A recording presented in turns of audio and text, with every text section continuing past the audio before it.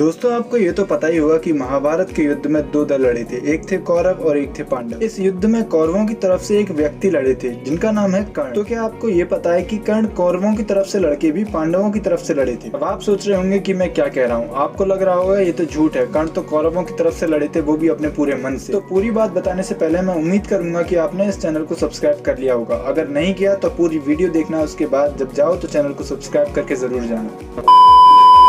तो महाभारत के युद्ध से कुछ दिन पहले माता कुंती के द्वारा कर्ण को ये पता चला था कि वो उन्हीं के पुत्र हैं, यानी कर्ण भी एक पांडव। लेकिन माता कुंती ने कर्ण को ये बात बताने में बहुत देर कर दी। जब माता कुंती ने ये बात कर्ण को बताई तो उन्होंने कहा कि माता आपने बहुत देर कर दी, अब युद्ध होना तो तय है। माता कुंती ने जब कर्ण को ये बात बताई तो इस उद्देश्य से बताई ताकि कर्ण भी पांडवों की तरफ से लड़े। लेकिन कर्ण ने साफ मना कर दिया कि मैं पांडवों की तरफ से नहीं लड़ूंगा। मेरा मित्र दुर्योधन है जिसने मुझे उस वक्त स्वीकार किया जिस वक्त आपने और मेरे अपने सभी ने मेरा त्याग किया था। तो ये मेरा कर्तव्य है कि मैं अपने मित्र का इस युद्ध में साथ दूं और कौरवों की तरफ से ही युद्ध लड़ूं। ये कहते हुए कर्ण ने कुंती माता से साफ मना कर दिया कि मैं आपके बच्चों की तरफ से युद्ध नहीं लड़ूंगा। लेकिन कुंती माता ने जब कर्ण को बहुत समझाया और रोने लगी तब कर्ण ने उन्हें एक वचन दिया। कर्ण ने वचन दिया कि हे माता, मैं आपको वचन देता हूँ, जैसे समाज की नजरों में आपके आज भी 5 पुत्र हैं तो युद्ध समाप्त होने के बाद भी आपके 5 ही पुत्र रहेंगे। लेकिन युद्ध समाप्ति के बाद आपके 5 पुत्रों में या तो अर्जुन की गिनती होगी या फिर मेरी। हालांकि कर्ण ने माता कुंती से ये मना तो कर दिया था कि वो पांडवों की तरफ से युद्ध नहीं लड़ेंगे, लेकिन जब उन्हें ये बात पता चली